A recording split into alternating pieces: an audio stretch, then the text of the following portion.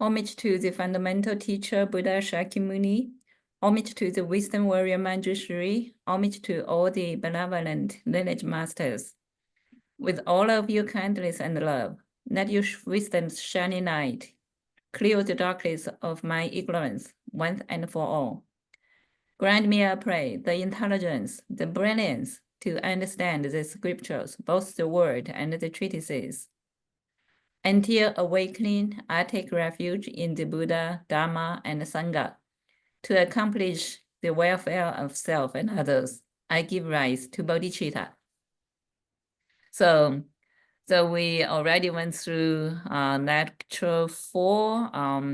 We're studying transforming suffering and happiness into enlightenment. So we already went through embracing. So each chapter actually can give a title: embracing uncertainty and randomness, meaning prepared for suffering. Lecture 3, unlatch yourself from the prison of suffering. Lecture 4, last week, see suffering as an ally and be joyful, which is not easy to do, but we all learn at least the mechanism and why we should do this. And for today, the title is choose that practice and familiarize with it. So we touch a little bit of this last lecture, and we want to choose a practice that particularly fit into our capacity, and just constantly practice that and just use that as a way to deal with suffering and happiness. So with this lecture 5, there are a few bulletin subtitles, suffering and antidote. And particularly last week, we talked about 7 ways to deal with transform suffering, 7 practices. We only went through 2, and today we'll go, in addition to the pre-lecture instruction, we start from 3 items, the 3rd practice, and go through the 7th practice, and then there's a conclusion. So the third one is the third approach is using suffering to overcome arrogance. So basically,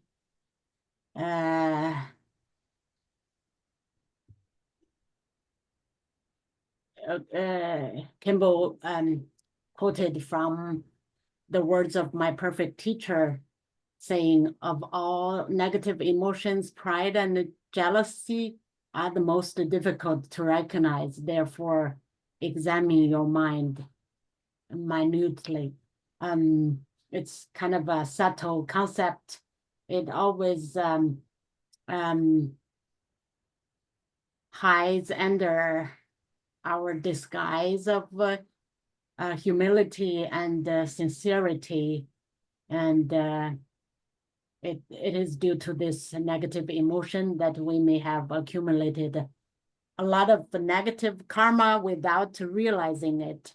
So this first part, Khenpo basically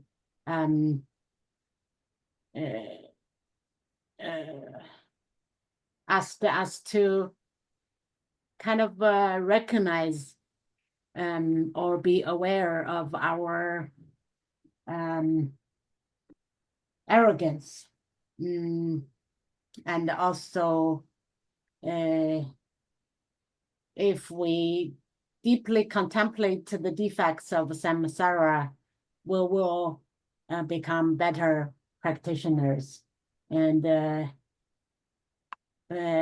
most of the people who are kind of successful in the worldly affairs tend to become arrogant. And but as practitioners, after so many studies, we are aware that all these worldly success or prosperity are impermanent, and they are always accompanied by suffering. So also Khenpo gives the story of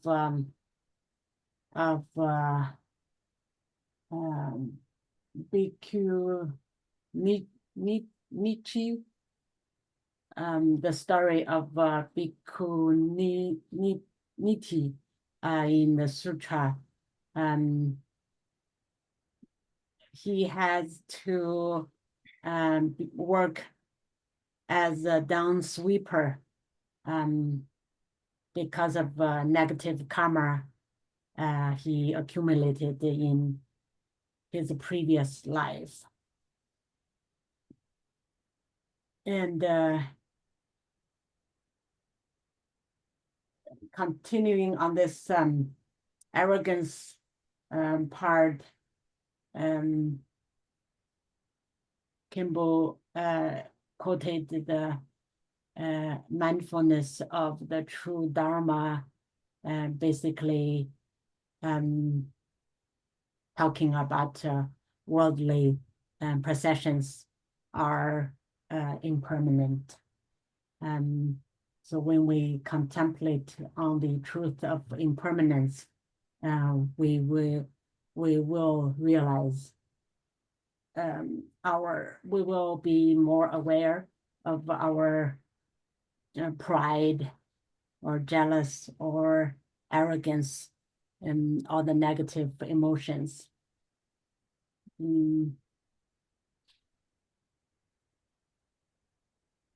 This is basically the first part,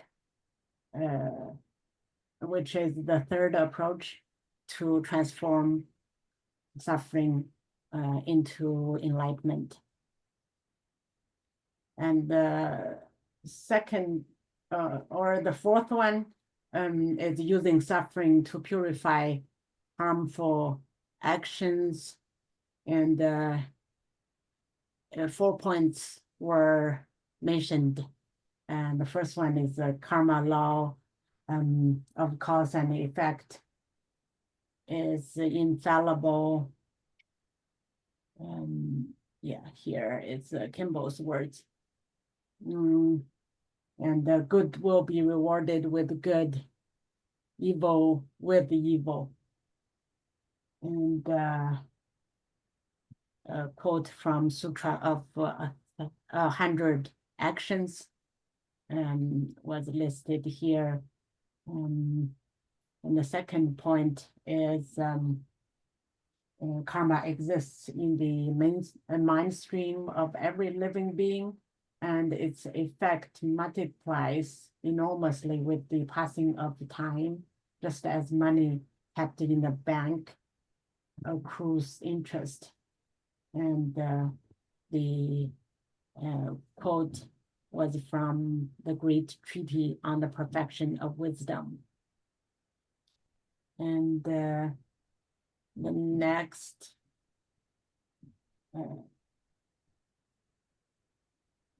point is one will never face the effects of something that one has never done. And Khenpo gave the story of Xuanzang.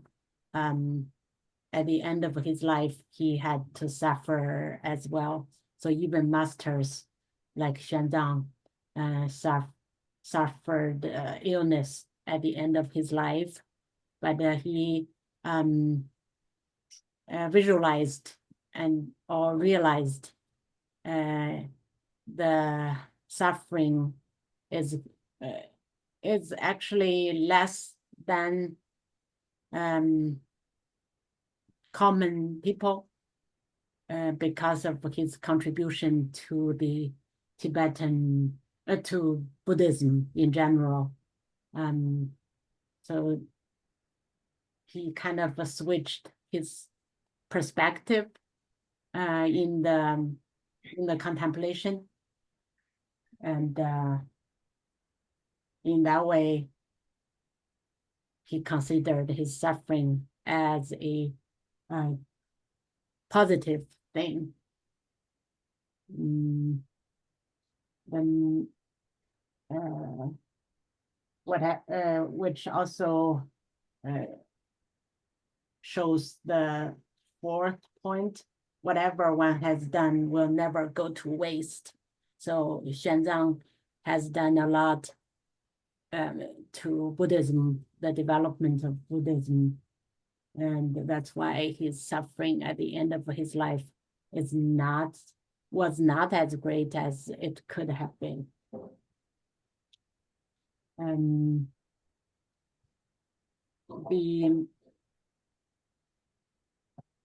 The next approach is using suffering to find joy in positive actions.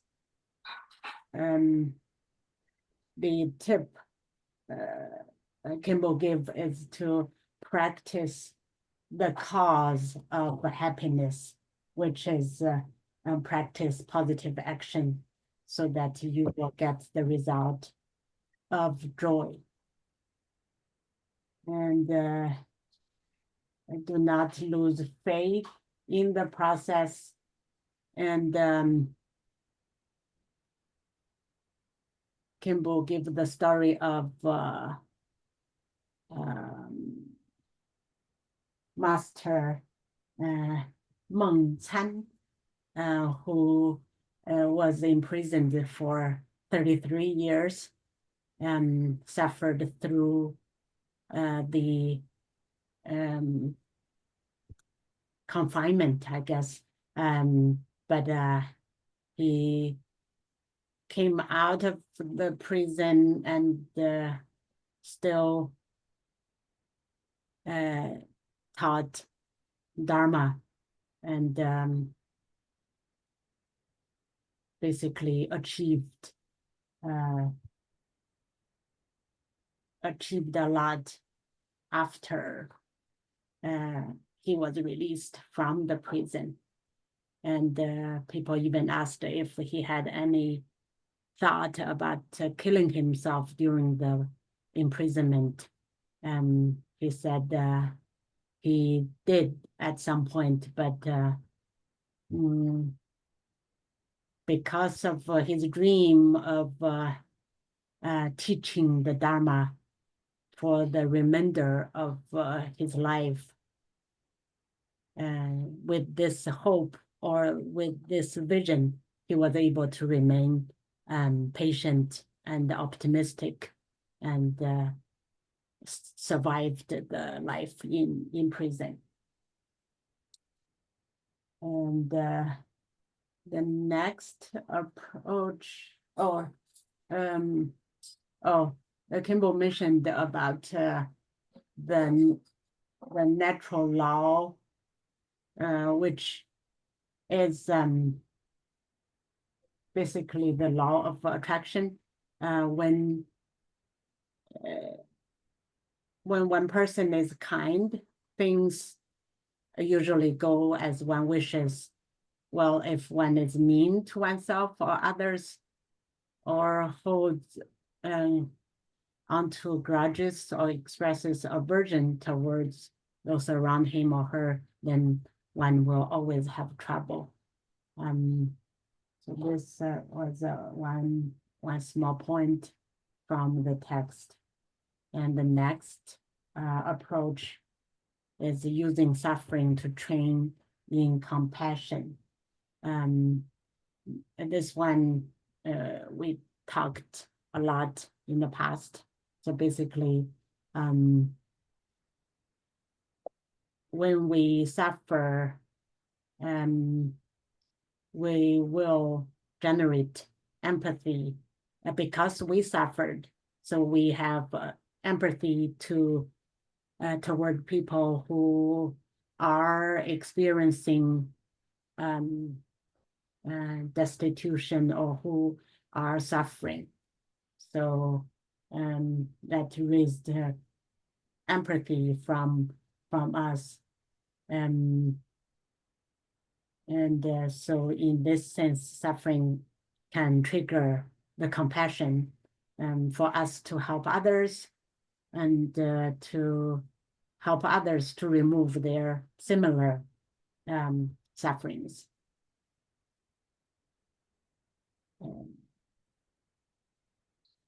So this is the point about compassion. And the next approach is to is using suffering to cherish others more than yourself. This is the practice of equalizing ourselves and exchanging others and ourselves. The Tonglen, and eventually for Mahayana practitioners, we have the aspiration to benefit all sentient being, and this is the true love or big love we often call, which is also the altruistic love. And the last one is last approach of the 7 approaches is using suffering to cherish others more than yourself.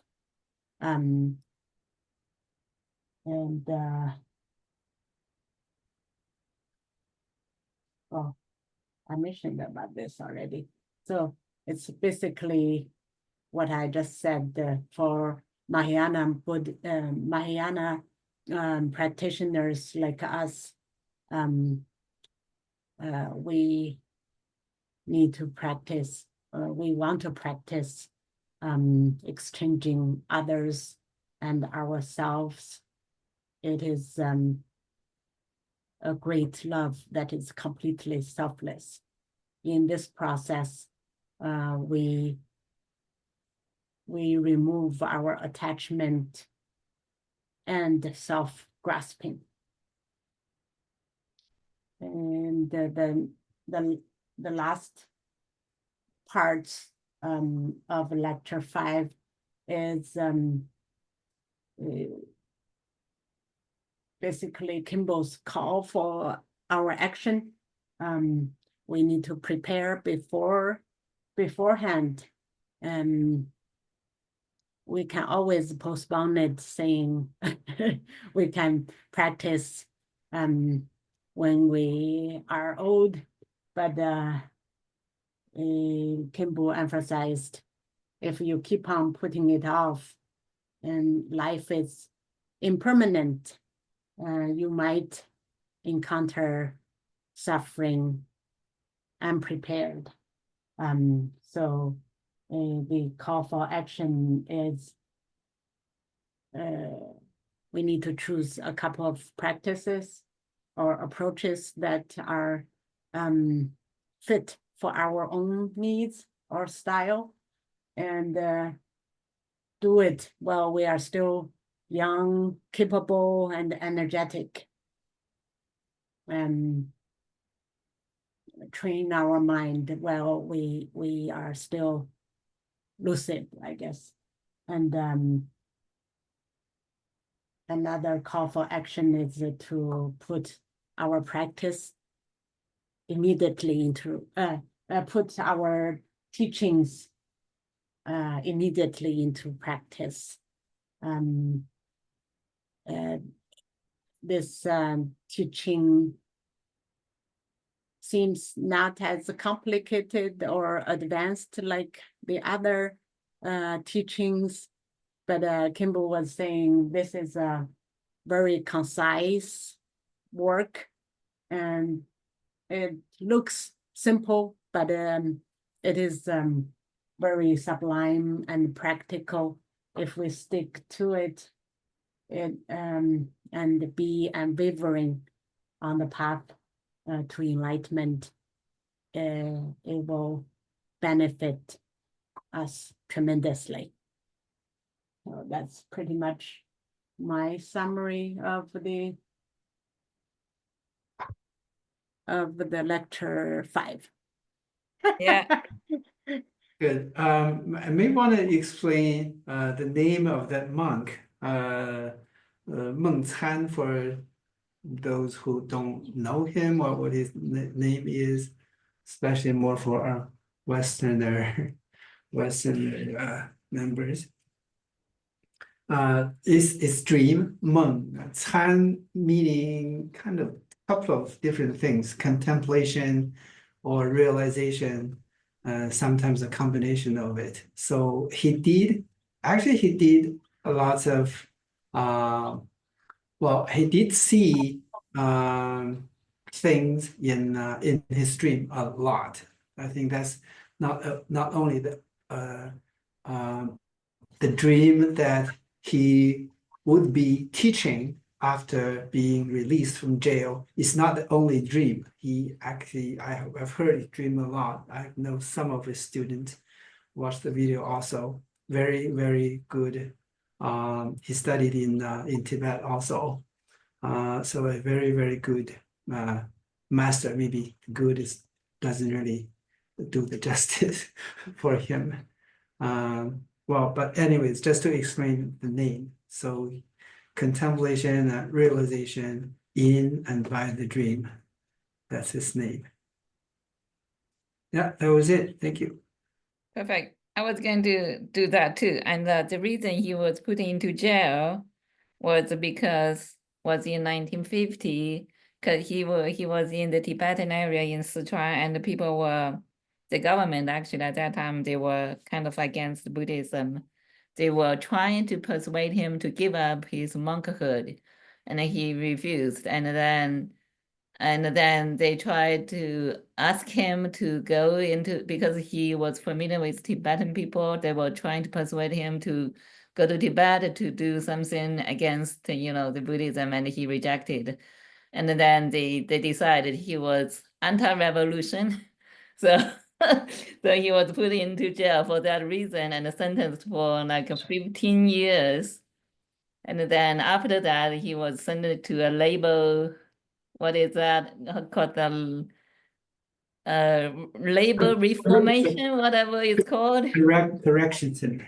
Yeah, and served for 18 years. That's why he was, so he served 33 years of jail time altogether. But yeah, like Oliver said, he always had these dreams, and then in the dreams he had all the solutions when he was confused or when he had questions, and so on and so forth.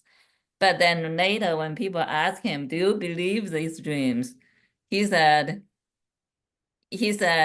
"Dreams are dreams. If you take the dreams as real, then you will be wrong." So it's a one of the greatest master in recent. He just passed away a few years ago, right? So one of these greatest master nowadays in their contemporary time. Wow. Yeah. I think I'm going to share my screen for a few points I want to make.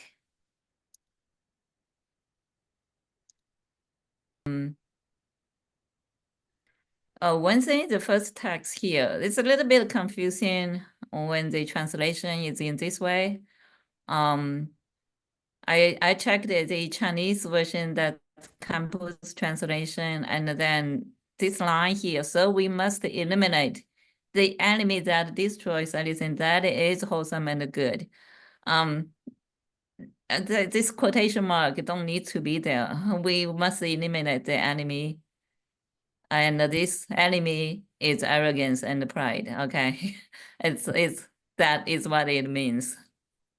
So I don't think the quotation mark is needed over there. And also, as we study the words of my perfect teacher, we always think, well, we're not an arrogant person, but Khenpo also taught in the words of my perfect teacher says, of all negative emotions, pride and jealousy are the most difficult to recognize.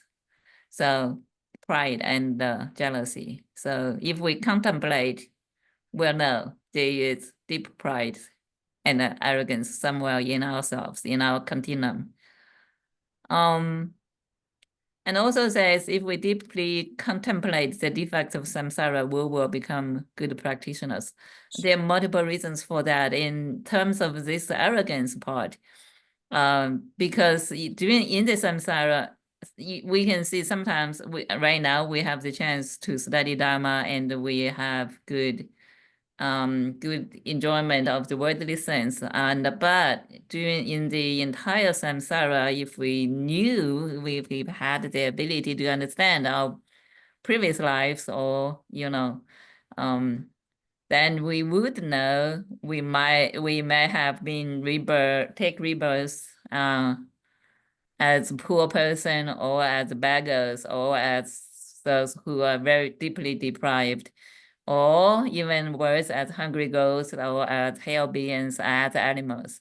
So if we knew we were like that, and if we look around us and look at these animals or look at these poor people, and we know that everything changes, right? So why should we have the pride on our current transient status? So I want to say that.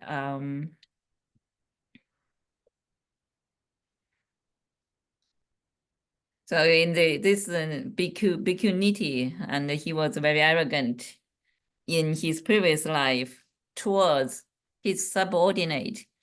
And this is towards one person, and he took the rebirth as a dung sweeper for 500 lifetimes.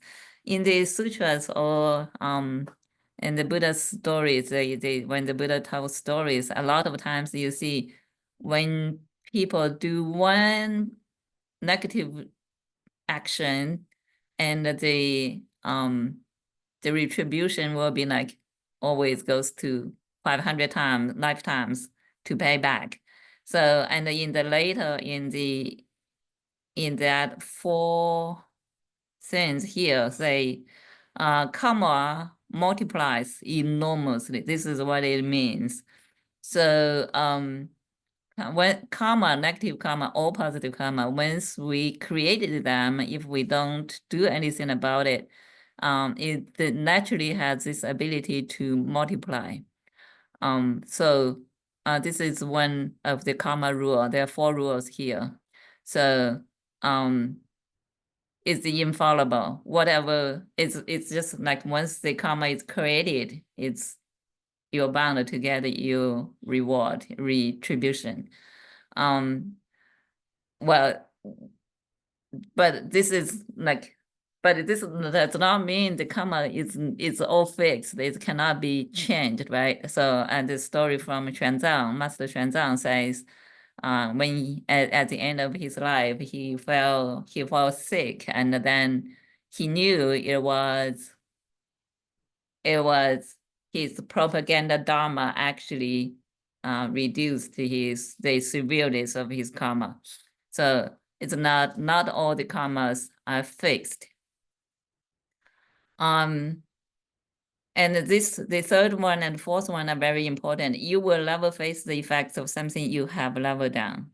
So knowing that we know everything falls on us, it has to come from something we have done in our previous life or this life. So if it's not our own karma, it's not going to fall upon our head.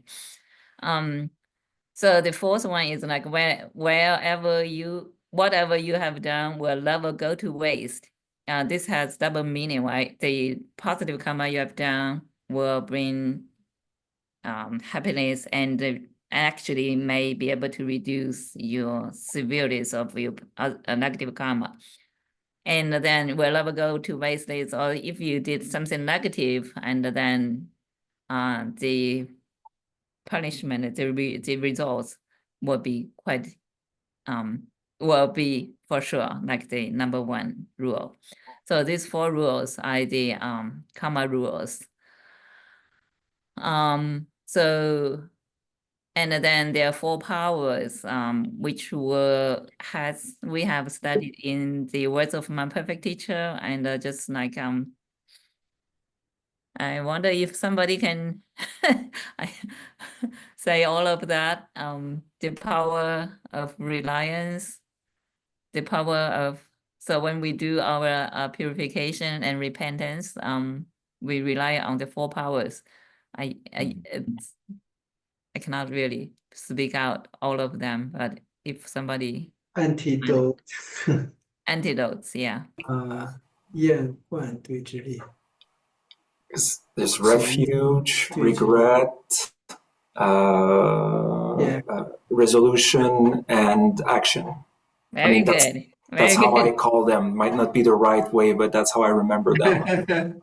Great. This is the Excellent. better version, easier, Yeah. less terminologies.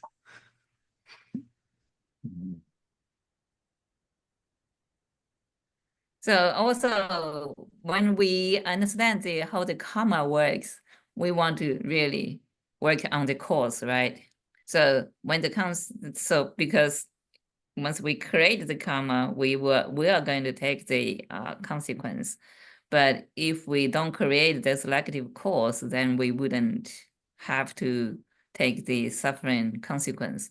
So that's the famous saying in the Chinese Buddhism, the bodhisattvas cut off the cause, and the ordinary people are just afraid of the consequence.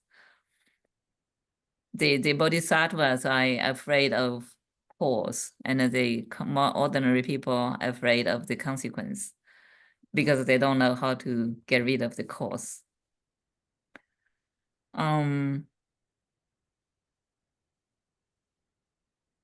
So suffering is a commutation. This word I didn't know, so I went to look it up. Talk about the Master Xuanzang. It was very interesting, and we know he was the one who obtained many sutras from India, right, in Tang Dynasty, and he was the almost the founder of the mind-only school in China.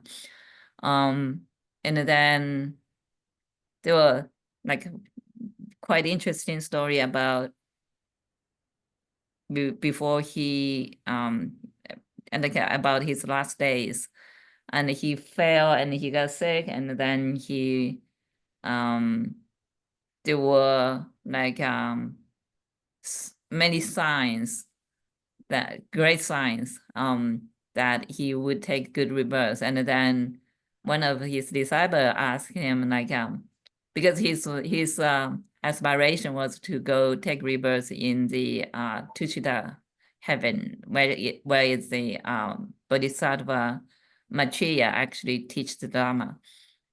And then one of his disciples just asked him, "Are you going to take rebirth in Tuchita heaven?" And he said, "For sure." He was very firm about that. Just that was his last word. So this is a sign of achievement, right? Also, it's amazing.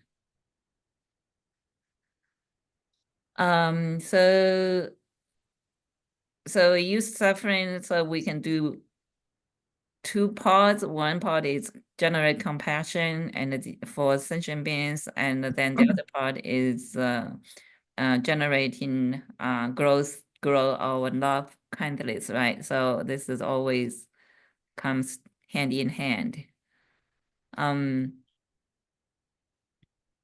This is Master Mengcan's verse in the jail. When he was in jail, he was always inspired by these 4 lines. Even if a blazing wheel was spinning on top of my head, I will not transgress my bodhicitta for the sake of departing from suffering. So he'd rather to take the jail time and than to renounce his monkhood. So it was amazing, really.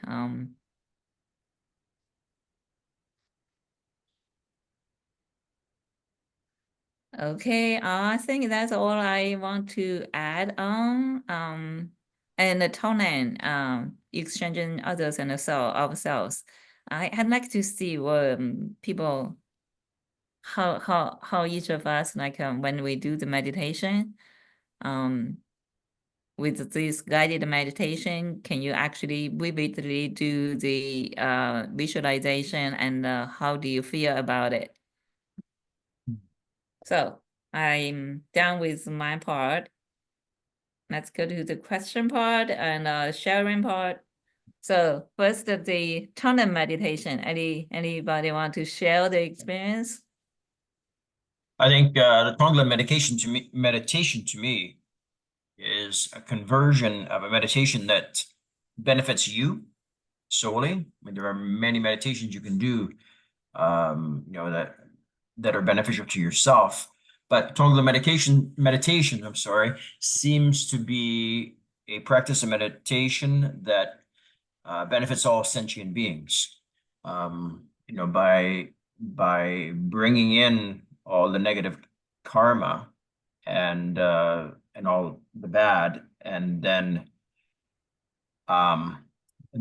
expelling through your nose and through your breath good karma and good energy to all sentient beings. So it's a good practice that enables me personally to do the opposite. It's not about me and what I'm benefiting. It's about how all sentient beings are benefiting. It's the opposite as a saying that we have in the English language, in with or out with the bad and in with the good. It's the opposite. It's in with the bad and out with the good, rather than the popular saying, right? So I mean, that's what I'm getting out of Tonglen meditation. It's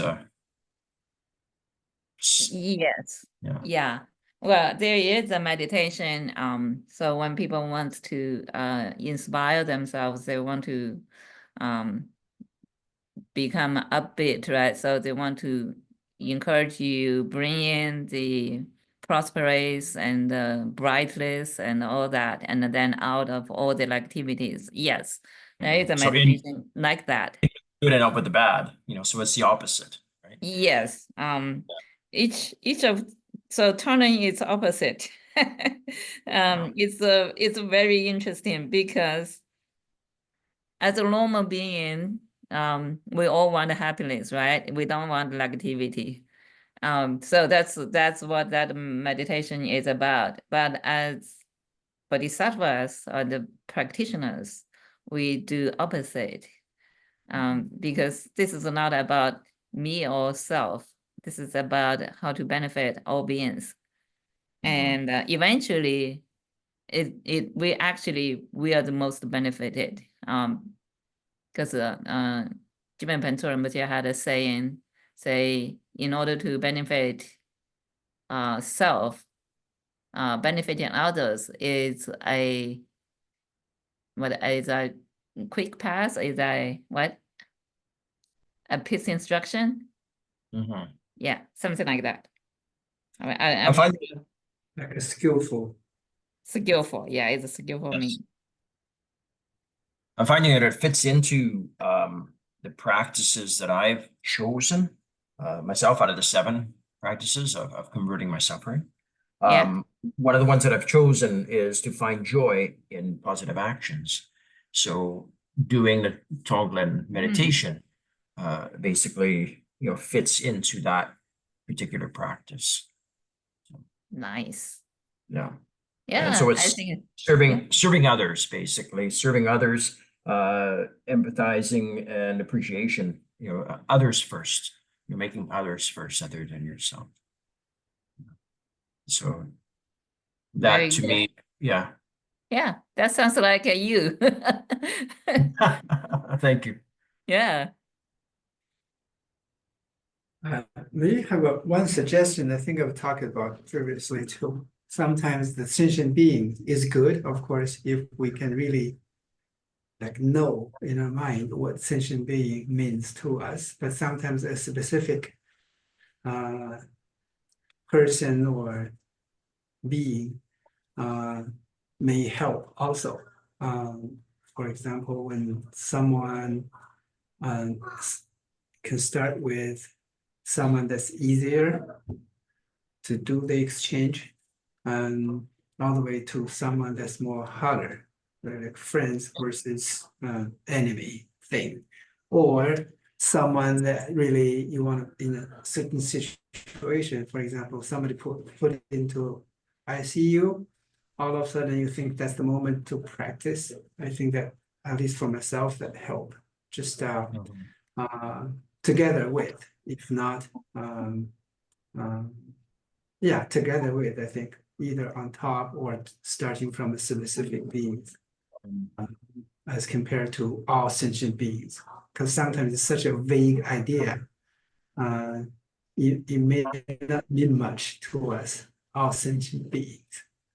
Although we do that every class or every day, right? We do the pray, we do the generate the aspiration. Yep, that's it. Yeah, that's a really good point. All sentient beings, and I think that brings to point of practice, and the fact that we need to find what applies to us and constantly practice, because out of everything that you just mentioned right now, the most difficult for me would be, of course, serving your enemies or expressing compassion and empathy towards your enemies. So that takes an enormous amount of practice sometimes, because I think out of what you said, the word that we need to emphasize is all sentient beings. We can't pick and choose, right? So it's difficult as it seems now. I think with practice, it should get easier and easier, right? It's an excellent point. Yeah, we need to actually fall onto individuals. Since we're talking about Tonglen, I find it really interesting. It's a bit hard to do at first, but I did it the other day for one of my coworkers who maybe she is a very, very nice person, but is very easily frustrated and quick to anger. And I found, like, after doing it, it was a lot easier to be like compassionate in the moment when she's, because when someone's angry, even if it's not directed at you, it can be a bit hard to like not react similarly, despite all the practice.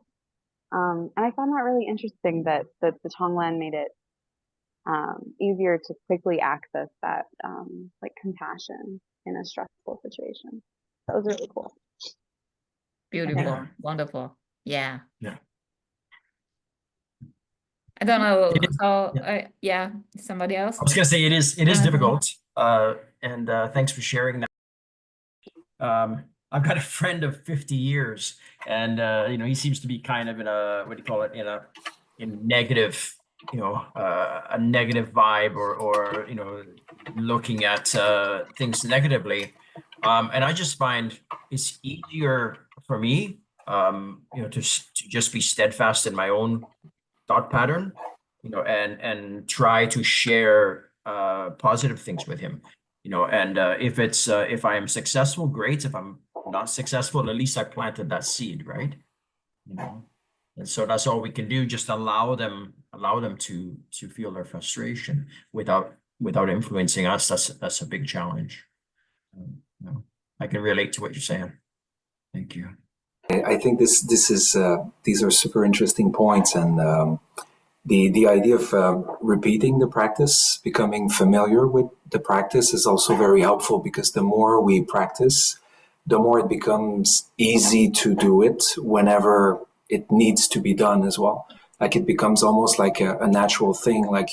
And also we talk about suffering, but again, suffering has multiple meanings. It's not just like high suffering or pain, or it can be so many different things. So if we come to associate this to any kind of circumstance that feels the favorable or negative, then there's so many opportunities to practice this. So I guess the more we do, the more we become familiar with this, the more easy it is. Like you said, like you're with the person who's saying something, you feel like the person is annoyed, boom, this automatically can become a moment of practicing Tonglen. So it's just amazing if we can get to that level.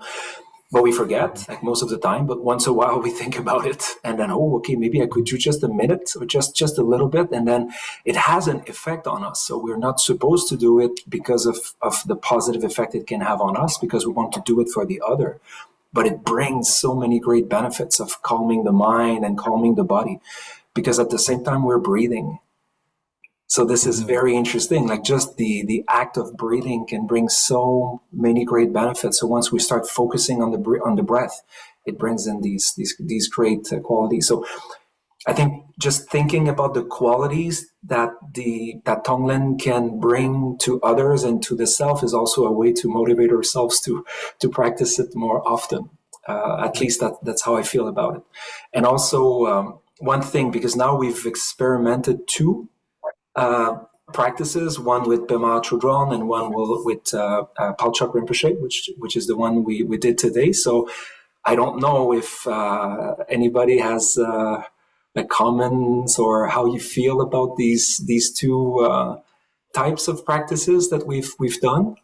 I would be curious to hear it. Phakchok Rinpoche's Tonglen or Both. I was saying, like we've done Pema Chödron in the past weeks, and today we tried Phakchok Rinpoche. So it's a different style, different approach. So I don't know how people relate to these two different ways of practicing Tonglen.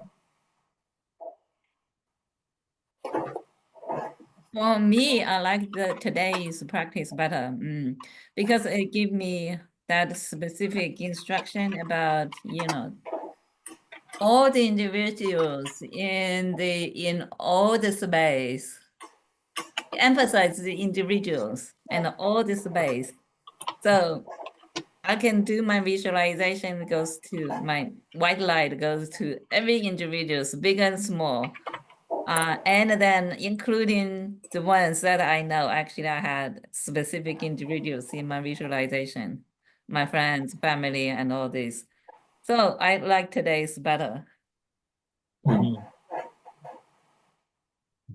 Anybody else? Today is easier for me to visualize, to utilize. It's a lot more to the point, I think, a lot more easier for me to follow. Definitely.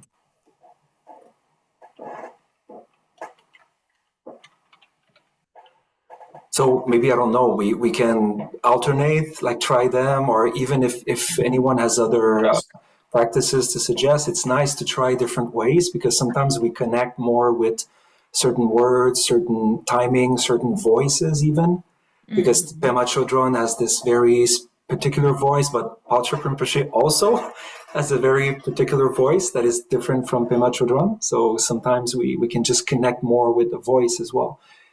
So it's interesting to try different approaches. Yeah, and also I noticed you said Phakchok Rinpoche, right? He's from Nyima lineage and really has a deep connection with our lineage. And the other Pema, right? Pema Rinpoche, Pema Chödron. She is from Shangba Rinpoche. Yes, I her think it was tradition, Shangba. yeah, it's just like this different lineage tradition. Sometimes it may play some factor on some people that I don't know really. Yeah, we can keep Rinpoches. I think the only reason I was picking up is because of the language, easier to understand, and then it's kind of a little rare also for Westerners to be monk or nuns and things like that, closer to the feel on the culture side. And also, actually, these practices, I think after listening to these guidance for a little bit, when we're familiar with the process, we can just do it ourselves also. So sometimes, with the guidance, it could even be, get you of course, it can remind you and sometimes get you distracted. So we can try multiple different ways. My opinion. Because this is one of the two ways for bodhicitta practice in meditation. Maybe we can find another one, the visualization as the Atisha's method. What is that? View everybody as your mother. I don't know if there is such instruction. I was wondering, is the core lesson the same from Tonglen meditation to Tonglen meditation, no matter who is narrating it? It's basically the message is the same, or the practice is the same, isn't it? Essentially. There are variations, but essentially it's normally the principle is always breathing in, which implies getting other people's suffering, and breathing out. But there might be different levels, different ways of doing it. And like Pema Chödron's approach is more on the specific. So she says, focus on your mother. And then Phakchok Rinpoche is already taking a step back, because normally you start with your mother, or you start with a loved one, then you go with maybe include more people that will be a little bit more distant, and more and more and more. So to get to a point where you would imagine yourself breathing in, like, so it's kind of normally you go through a progression, but it takes time to do this. So you don't do that in 10 minutes like we're doing here. So in a way, they're both complementary in their approach, but they use very different vocabulary as well. Because Pema Chödron, being closer to Chögyam Trungpa, she's using Chögyam Trungpa's universe. Like, he has very different ways of coding words. Which is very different from what we see. But to my knowledge, normally the principle is pretty much the same, but then the way you apply it will depend on who guides the approach, and then which tradition. All good. I think all good. So, yeah, I think it's pretty much unanimous across different lineages. So always fine. Okay. Yeah. I think I looked it up on YouTube, for instance, and there are multiple different ways. The message seems to be the same. The message seems to be. You have to be careful on YouTube because I did a lot of search, and then you will find many different kinds of Tonglen, but they're not necessarily associated to a Buddhist tradition. So some yoga schools will do it. You know, there will be different. You will find a lot, but those that we've identified are really like safe, quote unquote safe, because they belong in recognized lineages. So that's important as well. So I think this is also a very important thing, a reminder for us in general. Like, whenever we look at a text, at a practice, always look at who is doing it, what's their lineage. You know, we need to vet the people to be sure that they really belong to a clear lineage, so then we can have more confidence in the way they do things. Because also, if they belong in a clear lineage, so they've received the blessings of the lineage, and then they should be doing things in the proper way, which should meet our mind, like the functionings of our mind if we follow a certain lineage. Obviously, it's the idea is not to become like obtuse and then just focus on little tiny points, but just to be sure that whatever the practice or the text we are looking at or studying, it has to come from a strong lineage, generally speaking. Yeah. Thank you for that. Excellent point. Yeah, excellent. We do need to pay attention. So many different informations on the internet. I think the principle is the same, but the guiding instructions could be slightly different.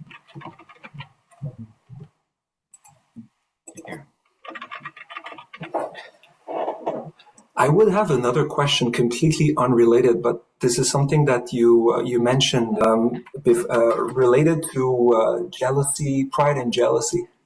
Yeah. This is indeed always what we say, that these two emotions are the hardest to identify. So I'd be curious to hear like what would be people's understanding or explanation of why pride or arrogance are considered to be emotions that are hard to identify. I'd like to Yeah, comment on that. I'd like to hear the same. Okay. I think the reason is, if you look at cause and effect, for instance, the cause is, jealousy and coming from the sense of self. And so we looked at the results of that and the effects of that, and the interaction that we have with either person or interaction within. But we don't look at the actual, and that's what I think is meant by those two emotions being hidden or hard to identify, is because, I mean, I myself personally, I am absorbed in what happens with that. In other words, if that's my mindset, then the reaction that I have, or to the person that I'm interacting with or whatever, that seems to be my focus rather than the cause. And so things like jealousy, for instance, and anything that comes from the ego is so deep set that you don't see it at the time.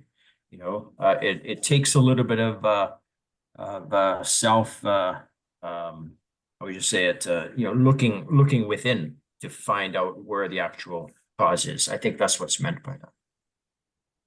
So it's deep hidden away until you have the courage to look at it. Right. Good point. Anybody else? I also think of like growing up, it's like when we were babies or newborns, we don't have a sense of self. Like in our development stage, we gradually started our identity.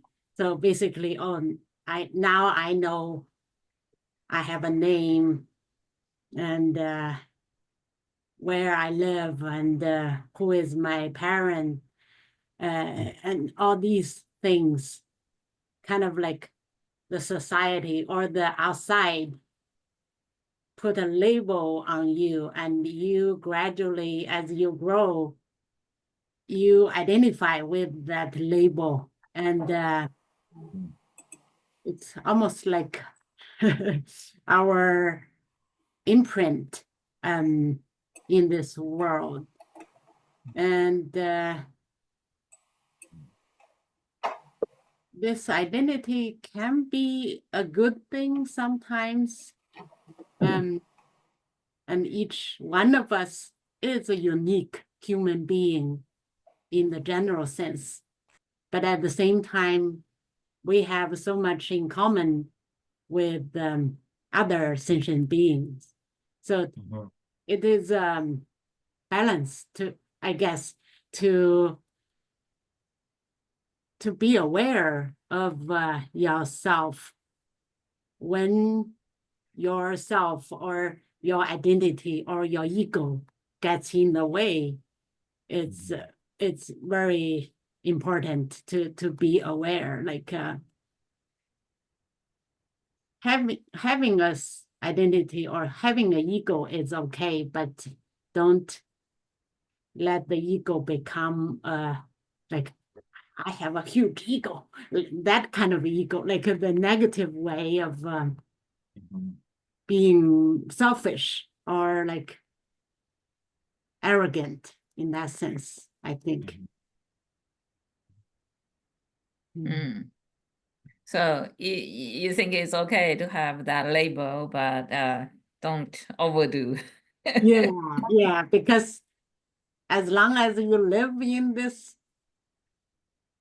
world, you have a label, you have an identity, you have to, but don't get attached to that. I think that's important, and don't let that negatively affect your behavior. But that label can change, over the time. Yeah, nothing is permanent, huh? Yeah, I was touched by that line in the text that says like when a little child. I don't know if you guys remember this. When I was a little child, we did collect the candy wrappers. We collect a whole stack of candy wrappers and we show off to friends. Look how beautiful this one is. Yeah.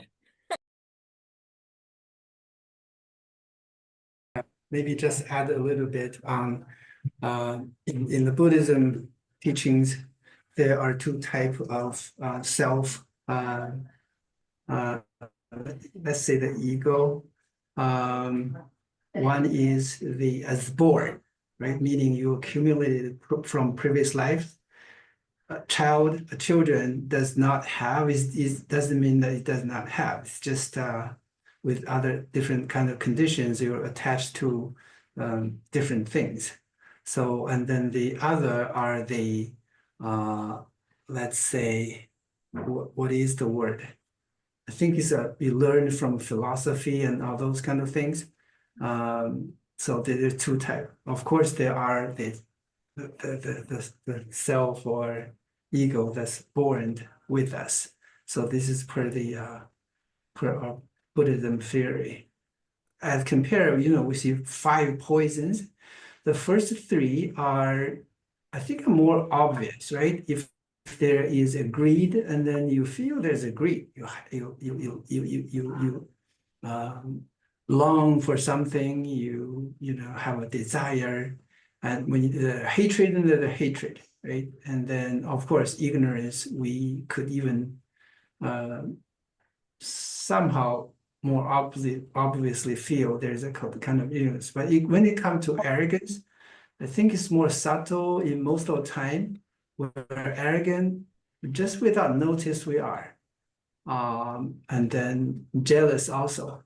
We always, when we are jealousy, we always have a mechanism to justify because of this very reasonable reasons.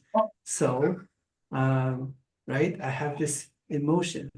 But again, it's also subtle and hard to find. But just look at today, right? We all love to have, good possessions, property, vehicle, diploma, looking good, right? We use lotions, cosmetics, antibiotics, vitamins, right, to make us look younger, and all those are yeah, I think all those are part that's not noticed, right? And then maybe also because of the society we think is that we live in, look at it so normal, but it all give us, okay, I look better, right? I have a high diploma, I'm healthier, I got better vehicle, all those kind of things. That's also live unnoticed in many times.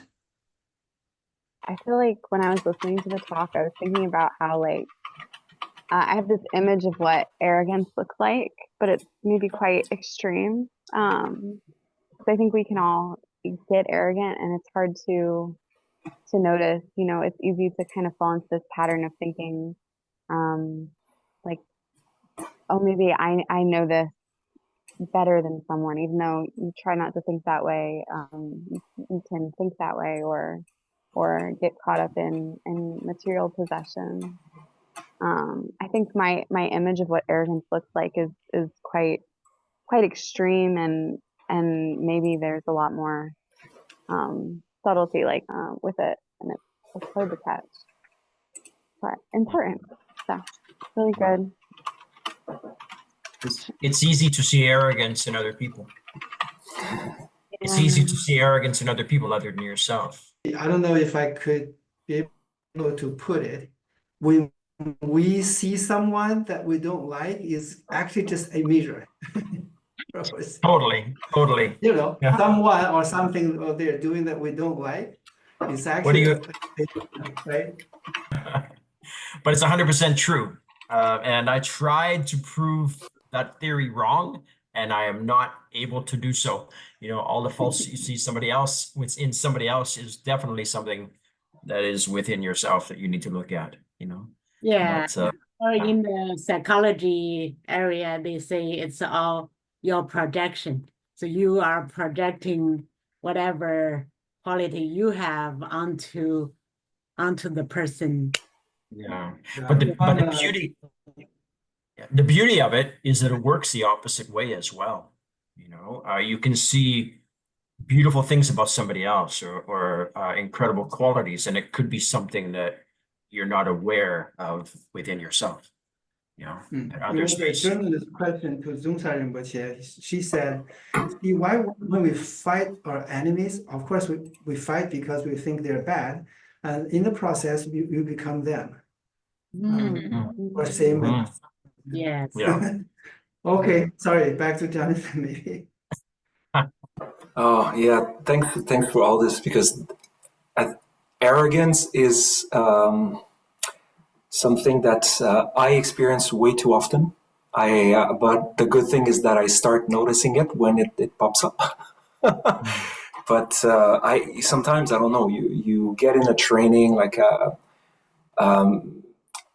I feel like part of the training I got, like I got a PhD, and then part of my training is to become arrogant. They want you to eventually come to a point where you feel so convinced about yourself, and you have this feeling. It's not written in the curriculum like this. At the end of the program, the student will be arrogant, but it's kind of a byproduct of that training. And then you see a lot of people in academia, or they develop this very strong sense of confidence, and then looking at others and judging others. And yeah, this is something that I eventually realized that I was doing a lot, that I still do, despite the fact that I don't want. But the good thing is that I start spotting it now, like oh, look what you're doing now. This sort of thing starts to pop up more. And then, so when I was reading this in the text, I was thinking, oh, this is an important question, because indeed, if it's hard to spot, like it can be extremely damageable, actually, in a way, because like these two, like arrogance and jealousy, they can be two of the laziest way of like accumulating negative karma, because you have nothing to do. You can just sit and then listen to someone, and then boom, in your mind, there's all this thing of arrogance or jealousy that pops up. So you have nothing to do. So I find it interesting, if you look at the three doors, like body, speech, and mind, some of the emotions manifest more, like joy, anger, they will manifest through the body as well. More, you will feel, when you're joyful, you're elated, you're elevated, some things happen, you're angry. But these kinds of emotions are very subtle, and they're subtle emotions, because they just almost they start with the mind, and they can stay there with no outward display. And even inside, there's little display as well, because it's little feelings that we have. So I find that interesting. And then the opposite, like you think of rejoicing toward other people's good fortune, is one of the laziest way of accumulating positive karma, because you have nothing to do. You can just sit there, watch something good happening to someone, and feel super happy for them. So I think like these two together, when you think of them together, it's very interesting to see, oh boy, I'd rather be rejoicing than arrogant or jealous. Because in terms of laziness, it's the same, but in terms of effect, they go completely opposite ways. And then jealousy and arrogance reinforce the ego, and rejoicing basically destroy the ego. Because if I really rejoice for somebody else, I'm not even thinking of myself. So for that moment of rejoicing, my ego just vanished. Whereas the other way around, I'm just thinking of myself constantly. So I find this so interesting, and this is something that also we need to do as much as we can. Like I like to look at the definition of the emotions from a Buddhist perspective, to see like how are they defined and why are they defined this way? Obviously, there's like there are courses about Buddhist emotions, like in the Abhidharma, they will talk about this. There's so many emotions, but I find that interesting. So it's interesting to look up. We're not going to do it now because it takes too much time, but how pride is defined, how jealousy is defined, how pride, they use pride, how pride and arrogance differ, because they're not the same exactly. So once we start understanding how the emotions are defined, sometimes it helps, at least me, it helps me have a better understanding of what's going on in my mind, because I'm obsessed with observing my mind all the time. So whenever I see an emotion popping up, like, oh, okay, I haven't felt that in a little while. So what's going on? What's that? So I think it's quite interesting. So anyways, I thank you for sharing all this, because I think it's, to me, especially pride and arrogance, or well, there's the book Pride and Prejudice. Me, it's more pride and arrogance, or pride and jealousy. I mean, that's more my my two things. So yeah, thanks everyone. Sorry, and by the way, I realized that we're taking so much time on the questions, because Fang has also prepared so many good questions. So I was not expecting that it would be taking so much of our airtime today. But thank you so much, everyone. No, this is a question number 2 that we just discussed, so it's okay. Good point. Thanks. Yeah, and just hearing all the discussion reminded me about the in doing the practice, all this arrogance is arise from the self-attachment, right? So we hold on to this self, and in the practice, even for bodhisattvas, after they enter after they are enlightened, and they still have like subtle afflictions to get rid of. So once they are enlightened, the coarse afflictions are all get rid of. So that's why they are enlightened. But then when they progress, they still need to practice. And then when they progress until the 8th bhumi, and only at that time, they can completely get rid of that inherent self-attachment. So that is the most difficult one to get rid of. So that's why also it's the deepest, subtlest emotions, afflictions that we have naturally in humans or all sentient beings. So it's not too surprised to see it's so difficult to detect. Because I think ego have different meaning, but basically, arrogance and jealousy, ego, they are the roots of samsara. That's what I was thinking. But I can answer the first question. Good, great. So, yeah, what is the basic of transforming suffering into enlightenment? Well, the basic, I think, is the practice, right? So yes. Yeah, so myself, I will use the 7th way. Usually I will use maybe 3 or 4 of them. The first one is using suffering to train in renunciation, because impermanent, and then will make myself, have more want to get out, and then have the renunciation. So this I use all the time. And then the second one is the taking refuge, this one. Because the 3 Jews, when someone is suffering or whatever, I would think 3 Jews will never abandon me, except I will abandon it, but I will not do that. So the 3 Jews, the taking refuge is very important. And then the third one used a lot is using suffering to purify harmful action. So, for example, I went to the Tibetan area this summer, and then because I walk a lot, and then I hurt one of my toe, so totally the whole big nail came off. It's really painful, but then I said, okay, so I use it to purify my, whatever I did before. So I feel much better. So this is one of the way. And then another one I use more is using suffering to train in compassion. So whenever myself, suffering, have all kinds of suffering, you have the sickness suffering, you have the mental suffering, whatever suffering, I think different suffering, then we just train it into compassion. If you're sick, then you think about more people, they are more sick, and then you want to help them, then you feel, well, myself is not that bad. And then when you have all the other problems, just use the same way to do that. So basically myself, I use this few method more. Yeah, that's it. Thank you. Wow. Great. Thank you for That's great. sharing. Thank you.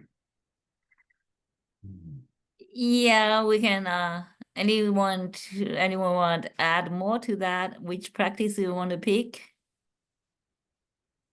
I've got 3.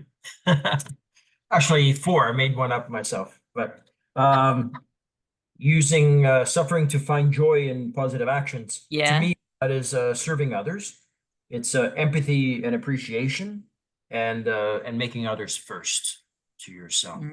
That to me is suffering to find, like, to what do you call it, joy in positive actions. The other one would be suffering to train in compassion. So that's minimizing your ego and selfishness, basically, and be compassionate to the other beings.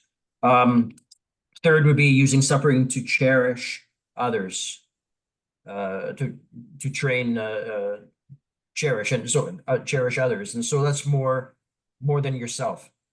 That's gratefulness, basically. I think any suffering that I have, most of my suffering comes from my ego, from my selfishness, from my sense of entitlement. I'm entitled to this, I'm entitled to that because of my actions and so on.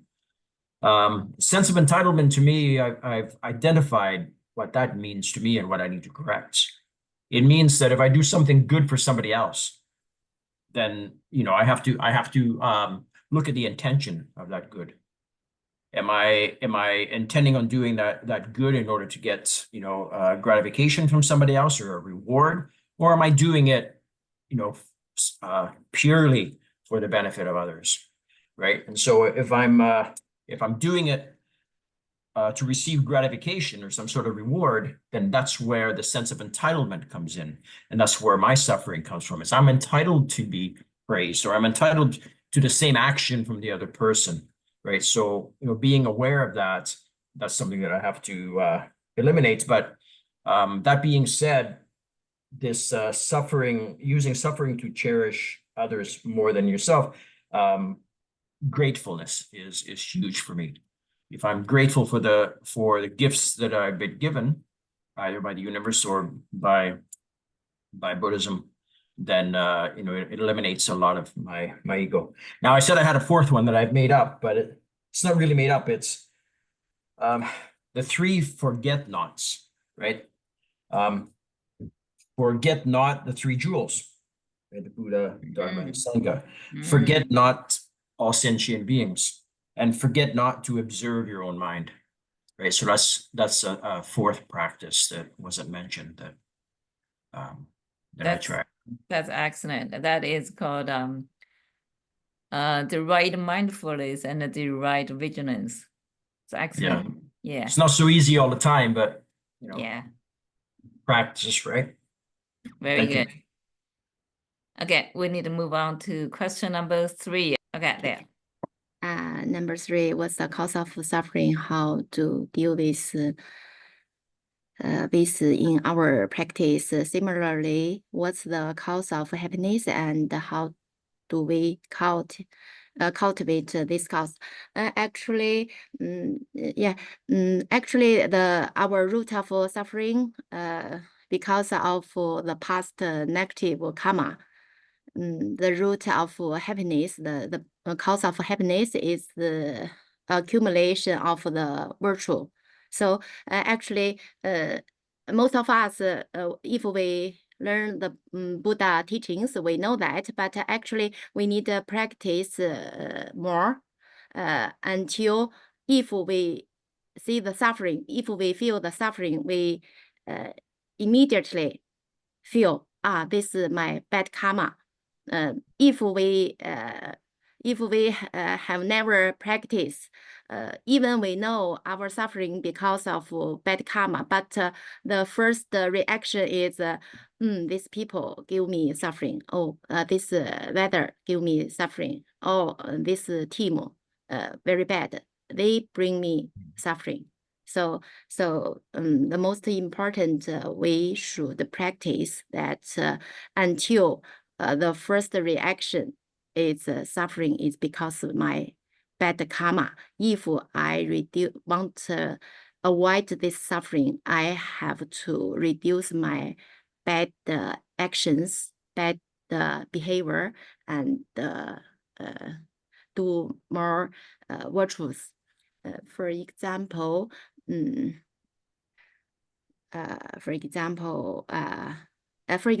yeah, if sometime when we in the working or in some with some friend, we see something from our very good kind heart, but some people don't believe us, and in the working, we persuade our workmate to use these good ways to do the work, and we organize together if we are some team leader. But some people don't rely on us. Some people don't think we are correct. But actually we think, this word from my kind heart, why you don't believe me? Actually, our first action should know, maybe in our this life, previously we always cheat people. This is the cause.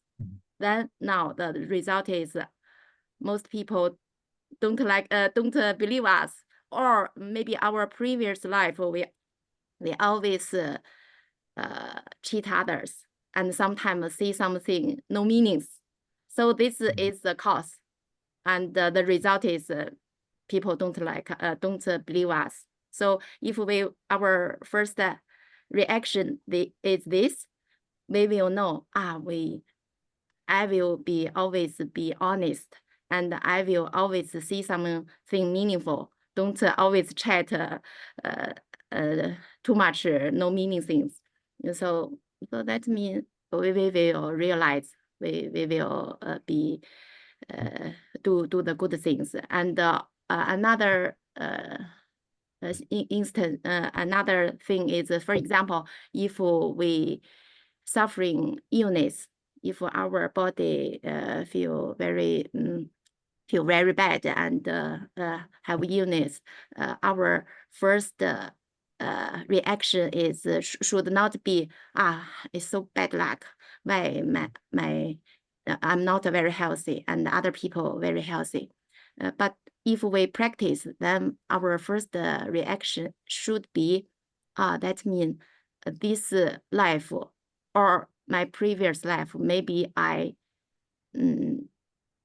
kill too much beings, sentence beings, or we think others' life is not important than my life, or others' health, other people's health not important, only my health important, and maybe maybe my previous life kill too much animals or something, or sentence beings. So we should realize this. Then, so the popular things we do is maybe we give the life, for example, for the fish, and many things we give the life to relieve some life.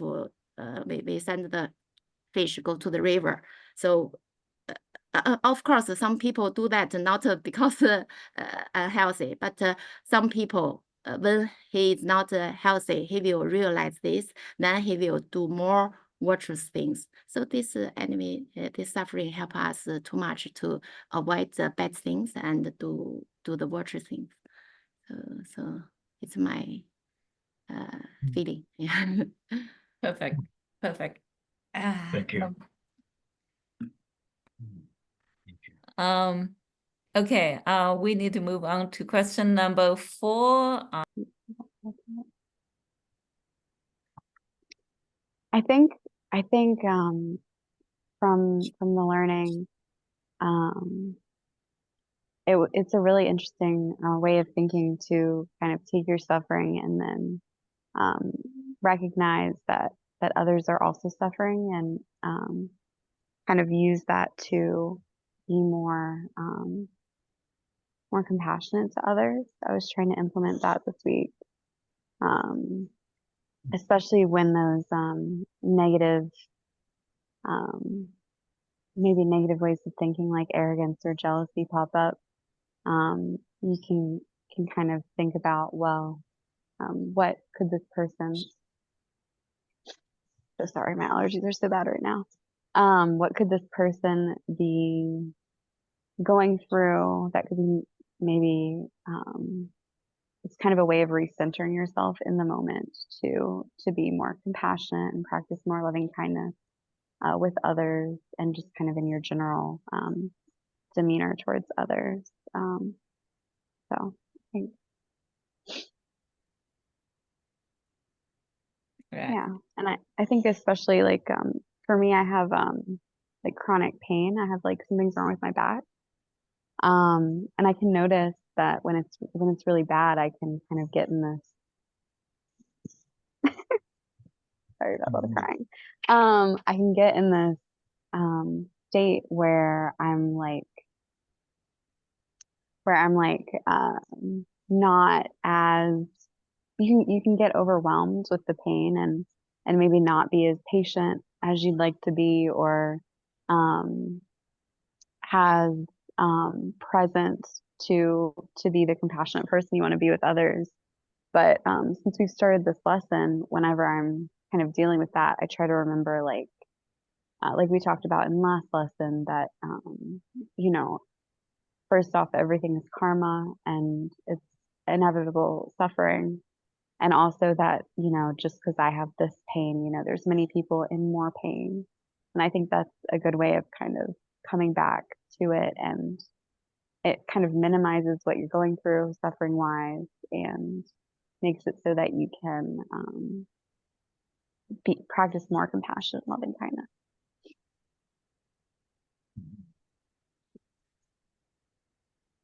Very good. Thank you. I Thank like I have this story. I actually, if people care about the Chinese stories, there was recently a story of 42-year-old woman with autoimmune disease called the lupus. I think many people know about it. She went to Switzerland to get assisted suicide, and she still has both parents in the 70s, 70-year-old parents.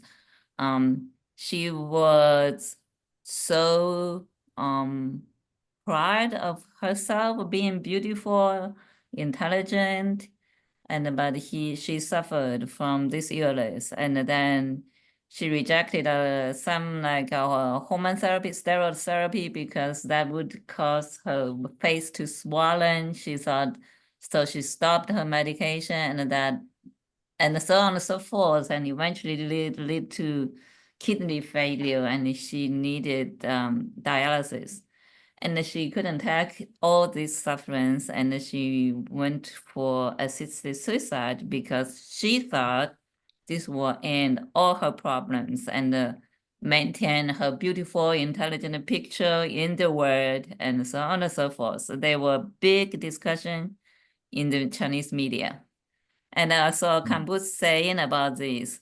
Nowadays, due to media-driven propaganda, many young people, especially college students, indulge in the fantasy of living a life of luxury and looking forward to a wonderful future that they may never be able to achieve.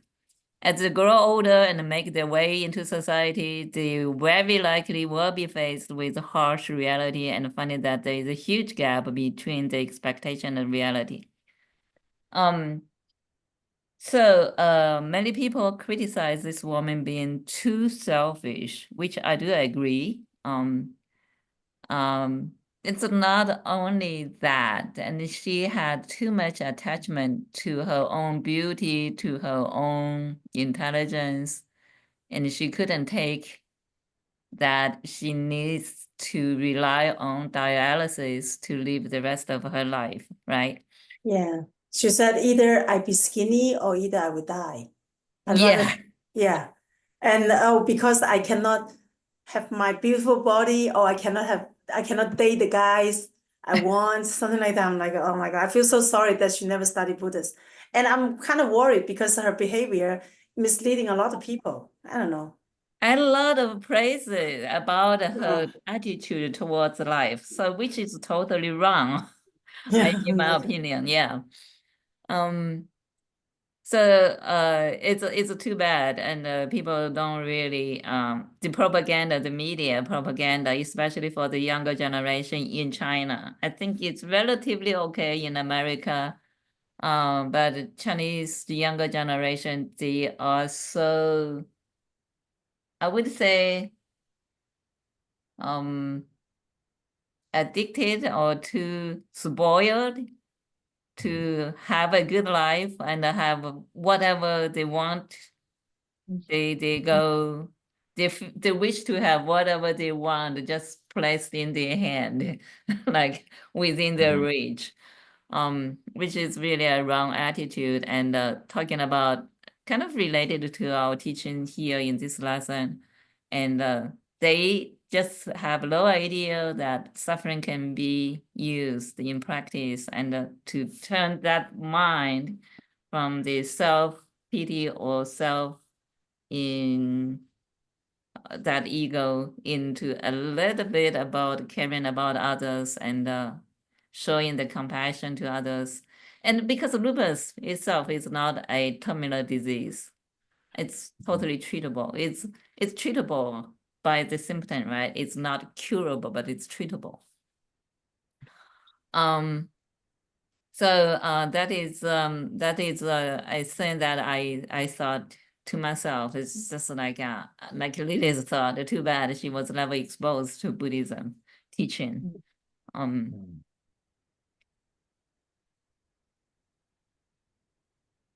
So I do know some of our Dharma friends. She had some other issues, but whenever she got into big illness, severe illness, she would immediately practice the exchange of self and others. And she could roll in bed and feel so anguished and so painful. She would just pray to the three jewels and say, let me suffer for all other beings, and then let me take all the sufferings into myself.